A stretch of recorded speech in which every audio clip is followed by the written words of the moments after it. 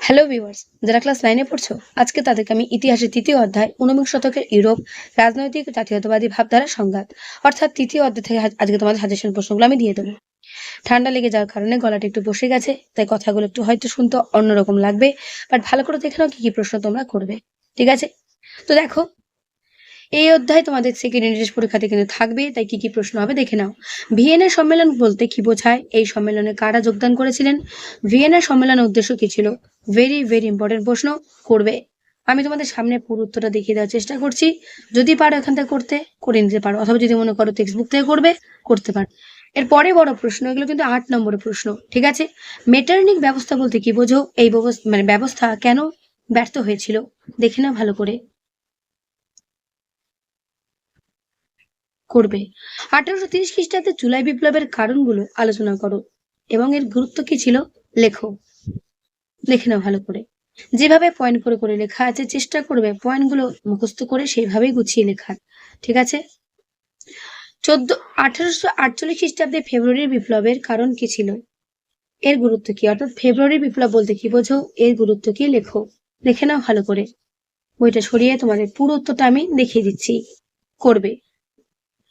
ইটালির ঐক্য আন্দোলনে মাতসিনি, ক্যাভুর ও গ্যারিবল্ডির ভূমিকা আলোচনা করো।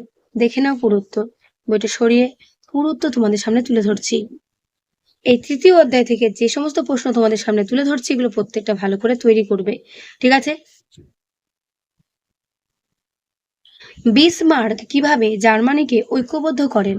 দেখে নাও পুরো উত্তর, বইটা সরিয়ে পুরো উত্তর দেখিয়ে দিচ্ছি, দেখে নাও ভালো করে।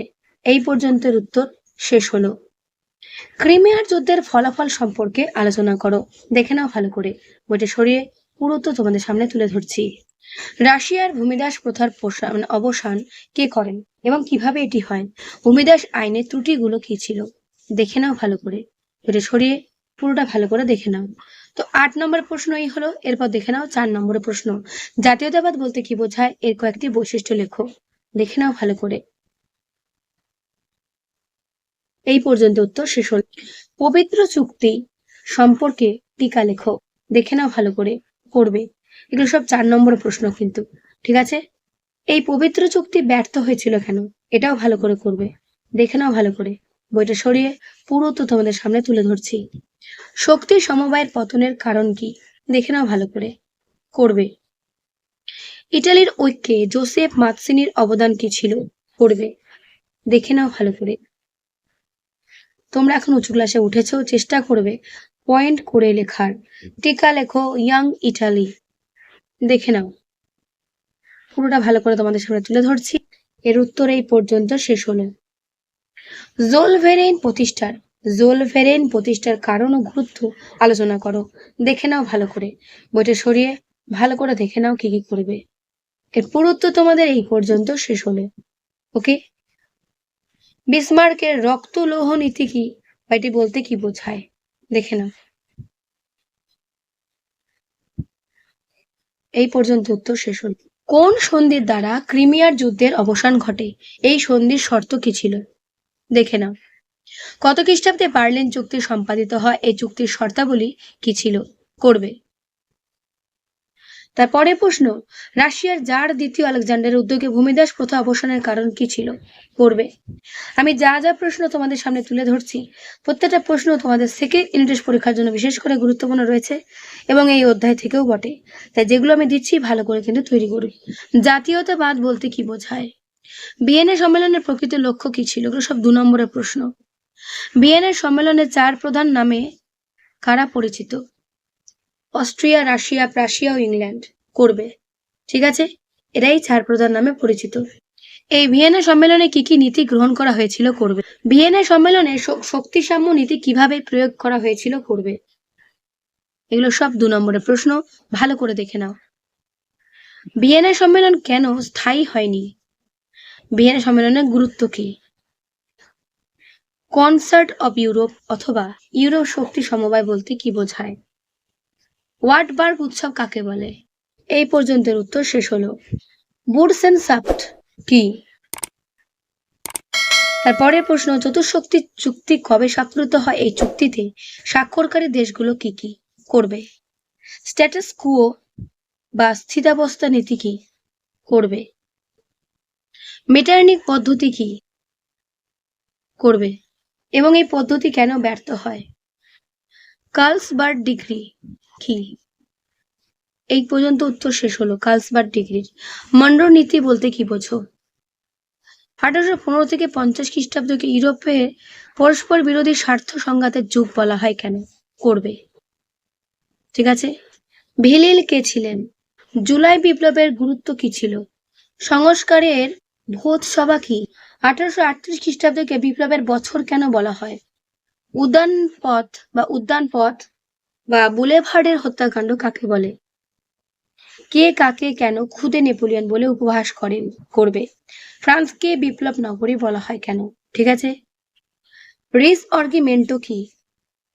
কার্বোনারি বলতে কি বোঝো? এগুলো ভালো করে পড়বে। মাৎসিনি কে ছিলেন? তার রাজনৈতিক আদর্শ কি ছিল? ইয়াং ইটালি কি? ঠিক আছে।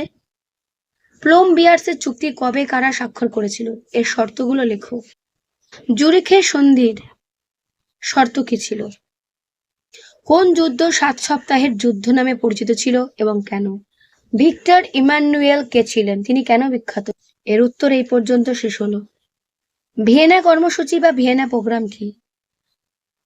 ফ্রাঙ্কফুর্ট পার্লামেন্ট বলতে কি বোঝায়? ওয়েল্ট পলিটিক কি? এর প্রবক্তা কে? করবে।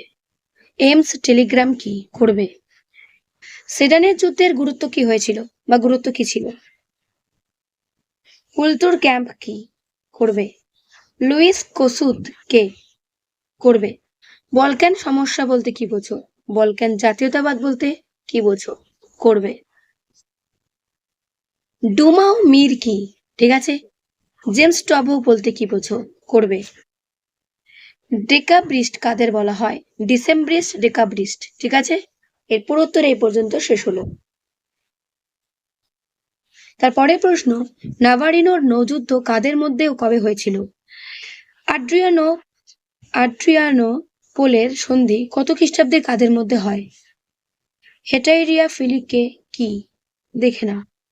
এর পুরোত্তর এই পর্যন্ত শেষ হলো। আলেকজান্ডার ইপসিল্যান্টি কে ছিলেন? নামগুলো একটু কঠিন, দেখে পড়ুন। কুরাইস কে ছিলেন? ঠিক আছে। তো এই হলো তোমাদের 2 নম্বরের প্রশ্ন। এবার চলে এসো শর্ট কোয়েশ্চেন। শর্ট কোয়েশ্চেন গুলো আমি আর পড়ছি না, তোমাদের সামনে তুলে ধরছি।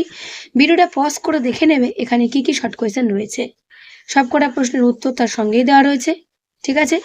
যেগুলো বড় প্রশ্ন তোমরা পড়লে সেখান থেকেই ছোট ছোট 1 নম্বরের প্রশ্ন এখানে দেওয়া আছে। বিশেষ করে দাগানো এবং হাইলাইট করা প্রশ্নগুলো ভালো করে পড়বে, তার মধ্যেই কমন পাবে। ঠিক আছে।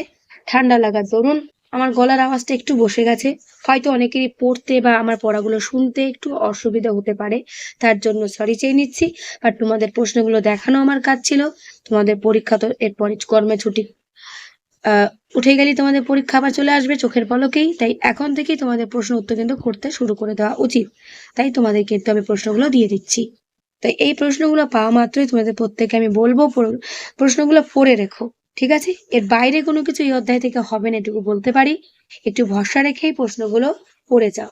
ওকে, দেখে নাও ভালো করে। এগুলো আর পড়ছি না, জাস্ট বইটা সরিয়ে তোমাদের পুরো প্রশ্ন উত্তরগুলো আমি দেখিয়ে দিচ্ছি। তো এই হলো তোমাদের 3য় অধ্যায়ের শর্ট কোয়েশ্চেন এবং পুরো সাজেশন প্রশ্ন। কেমন লাগলো অবশ্যই কমেন্টে জানিও। ভালো লাগলে একটা লাইক করো ও বন্ধুদের কাছে শেয়ার করে দিও। ঠিক আছে, যত পারো। আর যদি চ্যানেলে নতুন হয়ে থাকো, পরবর্তী ভিডিওগুলো পাওয়ার জন্য অবশ্যই সাবস্ক্রাইব করে অল বাটনটা ক্লিক করে রেখো, যাতে করে নেক্সট ভিডিওগুলো তোমরা পরপর পেতে পারো।